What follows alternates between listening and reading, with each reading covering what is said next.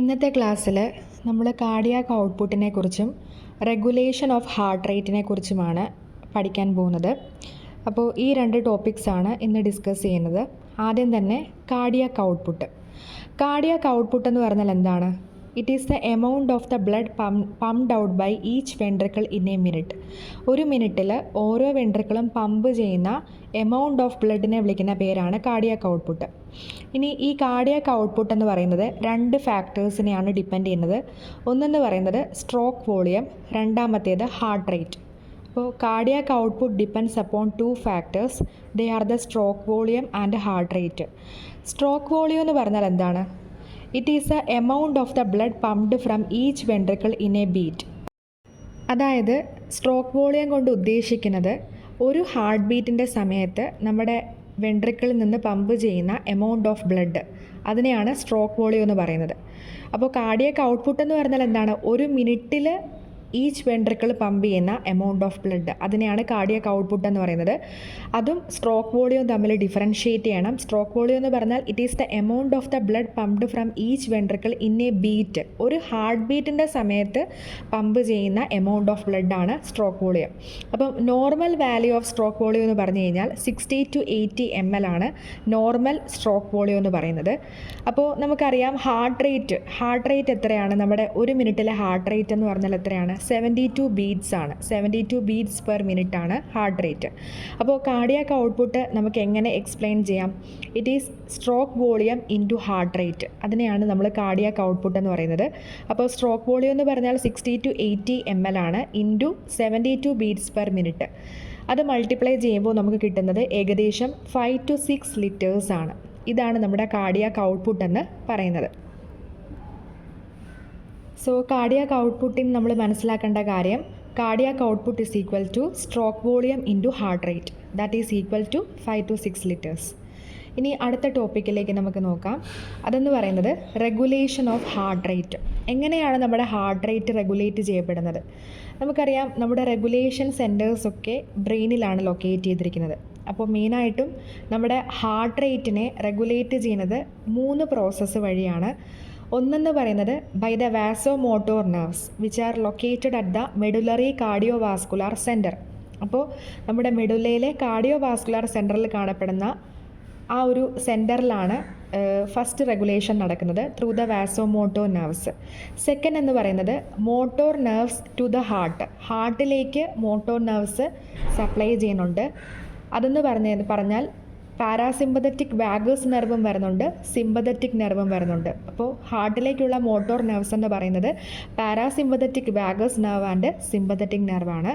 ഇനി sensory nerves from the ഹാർട്ടിൽ നിന്നുള്ള സെൻസറി നെർവ്സ് വരുന്നുണ്ട്, അതായത് സുപ്പീരിയർ സെർവൈക്കൽ സിമ്പതറ്റിക് നെർവ്. അപ്പോൾ ഹാർട്ട് റേറ്റിനെ റെഗുലേറ്റ് ചെയ്യുന്നത് 3 ഫാക്ടേഴ്സാണ്. ഒന്ന് വാസോമോട്ടോർ നെർവ്സ്, അത് നമ്മുടെ ബ്രെയിനിലാണ് ലൊക്കേറ്റ് ചെയ്തിരിക്കുന്നത് at the medullary cardiovascular centre. രണ്ടാമത്തേതെന്ന് പറഞ്ഞാൽ ഹാർട്ടിലേക്കുള്ള മോട്ടോർ നെർവ്സും ഹാർട്ടിൽ നിന്നുള്ള സെൻസറി നെർവ്സും. ഹാർട്ടിലേക്കുള്ള മോട്ടോർ നെർവ്സ് എന്ന് പറഞ്ഞാൽ പാരാസിമ്പതറ്റിക് വാഗസ് നെർവും ഉണ്ട്, സിമ്പതറ്റിക് നെർവും ഉണ്ട്. പിന്നെ ഹാർട്ടിൽ നിന്ന് പോകുന്ന സെൻസറി നെർവ് എന്ന് പറഞ്ഞാൽ സുപ്പീരിയർ സെർവൈക്കൽ സിമ്പതറ്റിക് നെർവാണ്. അപ്പോൾ ഇത്രയും ഫാക്ടേഴ്സിൻ്റെ ഒരു കോർഡിനേറ്റഡ് ആക്ടിവിറ്റിയുടെ ഫലമായിട്ടാണ് നമ്മുടെ ഹാർട്ട് റേറ്റ് റെഗുലേറ്റ് ചെയ്യപ്പെടുന്നത്. ഇനി ആദ്യം തന്നെ നമുക്ക് വാസോമോട്ടോർ ഏരിയയെ പറ്റി നോക്കാം. അതിൽ തന്നെ 3 ഏരിയാസ് ഉണ്ട്. അതായത് vasoconstrictor area or cardioacceleratory area or pressor area. Second one എന്ന് പറയുന്നത് vasodilator area or cardioinhibitory area or depressor area. Third one എന്ന് പറയുന്നത് സെൻസറി ഏരിയ. ഇനി ഓരോന്നും എന്തൊക്കെയാണെന്ന് നമുക്ക് ഡിഫറൻഷ്യേറ്റ് ചെയ്യാം. ആദ്യം തന്നെ vasoconstrictor area or cardioacceleratory area or pressor area. ഇതിൻ്റെ പേരിൽ തന്നെ ഉണ്ട് ഒരു കൺസ്ട്രിക്ഷനാണ് ഇവിടെ വരുന്നത്. അപ്പോൾ എന്താണ് അതിൻ്റെ ഉള്ളിലത്തെ മെക്കാനിസം എന്ന് നമുക്ക് നോക്കാം. അപ്പോൾ ആദ്യം തന്നെ ഈ ഒരു റീജിയൺ അല്ലെങ്കിൽ ഈ ഒരു ഏരിയ ലൊക്കേറ്റ് ചെയ്തിരിക്കുന്നത് മെഡുല്ലയുടെ വെൻട്രോലാറ്ററൽ റീജിയണിലായിട്ടാണ് വാസോ കൺസ്ട്രിക്റ്റർ ഏരിയ ലൊക്കേറ്റ് ചെയ്തിരിക്കുന്നത്. അപ്പോൾ ഇതിൻ്റെ ഫങ്ഷൻ എന്ന് പറഞ്ഞു കഴിഞ്ഞാൽ നമ്മുടെ ഹാർട്ട് റേറ്റിനെയും ബ്ലഡ് പ്രഷറിനെയും കൂട്ടുക എന്നതാണ് ഈ വാസോ കൺസ്ട്രിക്റ്റർ ഏരിയയുടെ ഫങ്ഷൻ. അത് കൺസ്ട്രക്റ്റർ ഏരിയ എന്ന് പറയാൻ കാരണമെന്ന് പറഞ്ഞാൽ it causes the construction of heart and blood vessels. ഹാർട്ടിൻ്റെയും ബ്ലഡ് വെസൽസിൻ്റെയും കൺസ്ട്രക്ഷൻ അതുണ്ടാക്കുന്നു. അതുവഴി ഹാർട്ട് റേറ്റിനെയും അതുപോലെ ബ്ലഡ് പ്രഷറിനെയും ഇൻക്രീസ് ചെയ്യുന്നു. ഇത് ലൊക്കേറ്റ് ചെയ്തിരിക്കുന്നത് വെൻട്രോലാറ്ററൽ റീജിയൺ ഓഫ് മെഡുലയിലാണ്. അതാണ് vasoconstrictor area. Second one എന്ന് പറയുന്നത് വാസോ ഡൈലേറ്റർ ഏരിയ ആണ്. അതിൻ്റെ പേരിൽ തന്നെ പറയുന്നുണ്ട് cardioinhibitory area or depressor area. അപ്പോൾ ഇതിൻ്റെ ഫങ്ഷൻ എന്ന് പറഞ്ഞാൽ എന്തായിരിക്കും? നമ്മുടെ ഹാർട്ടിനെയും ബ്ലഡ് വെസൽസിനെയും എല്ലാം ഡൈലേറ്റ് ചെയ്യുക. ഡൈലേറ്റ് ചെയ്യുന്നത് വഴി ബ്ലഡ് പ്രഷറിനെയും ഹാർട്ട് റേറ്റിനെയും റെഡ്യൂസ് ചെയ്യുക. അതാണ് അതിൻ്റെ ഫങ്ഷൻ. അത് ലൊക്കേറ്റ് ചെയ്തിരിക്കുന്നത് മീഡിയൽ പോർഷൻ ഓഫ് മെഡുലയിലാണ്. അപ്പോൾ വാസോ കൺസ്ട്രക്റ്റർ ഏരിയ ലൊക്കേറ്റ് ചെയ്തിരിക്കുന്നത് വെൻട്രോലാറ്ററൽ റീജിയൺ ഓഫ് മെഡുലയിലാണ്. പക്ഷേ വാസോ ഡൈലേറ്റർ ഏരിയ ലൊക്കേറ്റ് ചെയ്തിരിക്കുന്നത് മീഡിയൽ പോർഷൻ ഓഫ് മെഡുലയിലാണ്. അതിൻ്റെ ഫങ്ഷൻ എന്ന് പറഞ്ഞാൽ വാസോ ഡൈലേഷൻ. ഇനി തേർഡ് ഏരിയ എന്ന് പറഞ്ഞാൽ സെൻസറി ഏരിയ. അപ്പോൾ ഈ 3 ഏരിയാസാണ് ഈ ഒരു സെക്ഷനിൽ പഠിക്കാനുള്ളത്. സെക്കൻഡ് എന്താണെന്ന് പറഞ്ഞാൽ വാഗൽ ടോൺ എന്താണെന്ന് നമ്മൾ മനസ്സിലാക്കിയിരിക്കണം. വാഗൽ ടോൺ എന്ന് പറഞ്ഞാൽ it is a continuous stream of inhibitory impulses arising from the vasodilator area of the medulla. അപ്പം നമ്മൾ ഓൾറെഡി പറഞ്ഞു നിർത്തിയിട്ടുള്ള vasodilator area or cardioinhibitory area, അവിടെ നിന്ന് വരുന്ന ഒരു ഇൻഹിബിറ്ററി ഇമ്പൾസസ് ഉണ്ട്. ഇൻഹിബിറ്ററി ഇമ്പൾസസ് കൊണ്ടുവരുന്ന നെർവ്സ് ആണ് നമ്മുടെ വാഗസ് നെർവ് എന്ന് പറയുന്നത്. അതിൻ്റെ കണ്ടിന്യൂസ് സ്ട്രീം ഓഫ് ഇൻഹിബിറ്ററി ഇമ്പൾസസിനെ വിളിക്കുന്ന പേരാണ് വാഗൽ ടോൺ. അപ്പോൾ അതിൻ്റെ ഫങ്ഷൻ എന്ന് പറഞ്ഞാൽ എന്താണ്? നമ്മുടെ ഹാർട്ട് റേറ്റിനെ കുറയ്ക്കുക എന്ന് പറയുന്നതാണ് ഈ ഒരു വാഗൽ ടോണിൽ കൂടെ ഉദ്ദേശിക്കുന്നത്. അപ്പോൾ heart rate is inversely proportional to vagal tone എന്നിവിടെ പറഞ്ഞിട്ടുണ്ട്. അതായത് വാഗൽ ടോൺ കൂടുമ്പോൾ ഹാർട്ട് റേറ്റ് കുറയുന്നു. അപ്പോൾ ഫങ്ഷൻ ഓർത്തിരിക്കുക. വാഗൽ ടോൺ എന്ന് പറഞ്ഞാൽ നമ്മുടെ ഹാർട്ട് റേറ്റിനെ കുറയ്ക്കാനുള്ള ഒരു മെക്കാനിസമാണ്. ഇനി അടുത്തതായിട്ട് പറയാൻ പോകുന്നത് factors affecting heart rate or the cardio vascular reflexes. ഇനി നമ്മുടെ ഹാർട്ട് റേറ്റിനെ അഫക്റ്റ് ചെയ്യുന്ന മറ്റ് ഫാക്ടേഴ്സും ഉണ്ട്. അതാണ് impulses from the baroreceptors, impulses from the chemoreceptors and Bainbridge reflex or impulses from the right atrium. ഇത് ഓരോന്ന് ഏതൊക്കെയാണെന്ന് നമുക്ക് ഡീറ്റെയിൽഡ് ആയിട്ട് പഠിക്കാനുണ്ട്. അപ്പോൾ 3 ഫാക്ടേഴ്സിനെ പറ്റി ഓർക്കുക. നമ്മുടെ ഹാർട്ട് റേറ്റിനെ അഫക്റ്റ് ചെയ്യുന്ന 3 ഫാക്ടേഴ്സാണ് impulses from the baroreceptors, impulses from the chemoreceptors and Bainbridge reflex or the impulses from the right atrium. ആദ്യം തന്നെ ബാരോ റിസപ്റ്റർ റിഫ്ലക്സ് എന്താണെന്ന് നോക്കാം. ഈ ബാരോ റിസപ്റ്റർ റിഫ്ലക്സ് പ്രൊഡ്യൂസ് ചെയ്യുന്നത് പ്രത്യേക ടൈപ്പ് സെൽസാണ്. അതിനെ വിളിക്കുന്ന പേരാണ് ബാരോ റിസപ്റ്റേഴ്സ്. അപ്പോൾ നമ്മുടെ ബാരോ റിസപ്റ്റേഴ്സ് ലൊക്കേറ്റ് ചെയ്തിരിക്കുന്നത് കരോട്ടിഡ് സൈനസിലും അയോട്ടിക് ആർച്ചിലുമാണ്. അപ്പോൾ ഹാർട്ടിൽ എവിടെയാണ് ബാരോ റിസപ്റ്റേഴ്സ് ലൊക്കേറ്റ് ചെയ്തിരിക്കുന്നത്?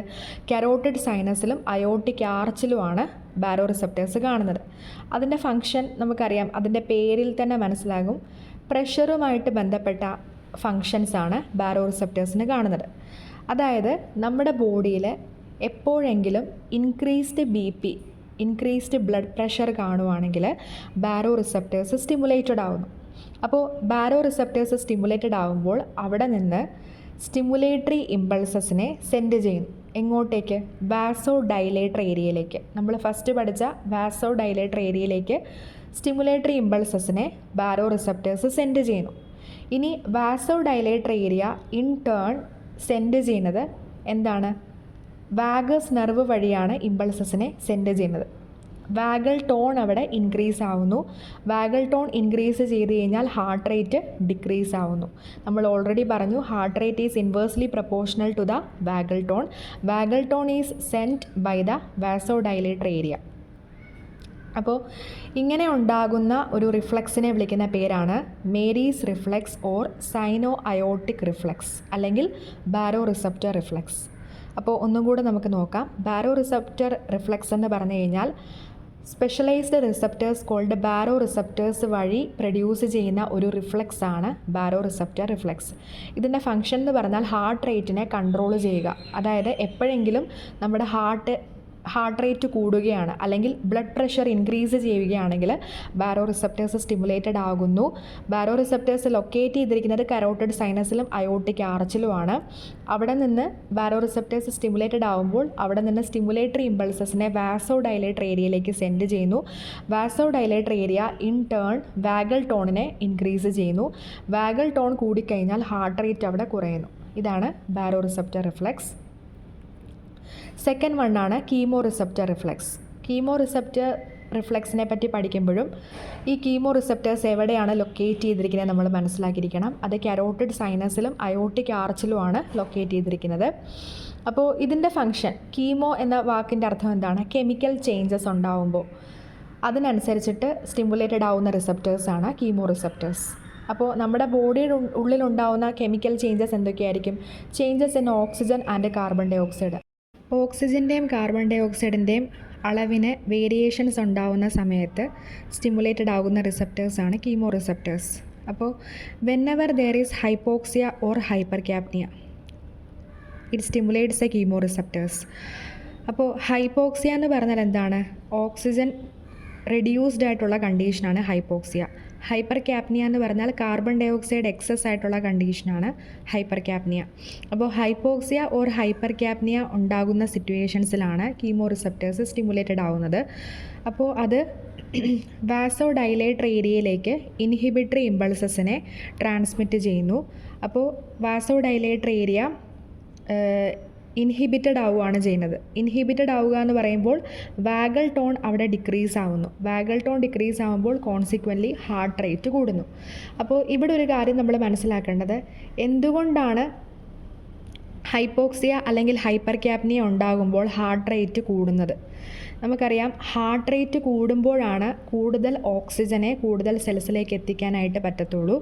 അതേപോലെ തന്നെ കാർബൺ ഡൈ ഓക്സൈഡിനെ റിമൂവ് ചെയ്യാനായിട്ടും പറ്റത്തുള്ളൂ. അപ്പോൾ ആ ഒരു പ്രോസസ്സ് സ്പീഡപ്പ് ചെയ്യാൻ വേണ്ടിയിട്ടാണ് ഹാർട്ട് റേറ്റ് അവിടെ ഇൻക്രീസ് ചെയ്യേണ്ടതായിട്ടുള്ളത്. അപ്പോൾ നമ്മുടെ ബോഡിയിൽ ഹൈപ്പോക്സിയ അല്ലെങ്കിൽ ഹൈപ്പർ ക്യാപ്നിയ ഉണ്ടാകുന്ന സിറ്റുവേഷനിൽ ultimate aim of the heart എന്ന് പറഞ്ഞാൽ ഹാർട്ട് റേറ്റിനെ കൂട്ടുക എന്ന് പറയുന്നതാണ്. അത് ഇതുവഴിയാണ് കൂട്ടുന്നത്? കീമോ റിസപ്റ്റേഴ്സ് വഴിയാണ് അത് സ്റ്റിമുലേറ്റഡ് ഹാർട്ട് റേറ്റിനെ കൂട്ടാനായിട്ട് പറ്റുന്നത്. അപ്പോൾ കീമോ റിസപ്റ്റേഴ്സ് വാസോ ഡൈലേറ്റർ ഏരിയയിലേക്ക് ഇൻഹിബിറ്ററി ഇമ്പൾസസിനെ സെൻഡ് ചെയ്യുന്നു.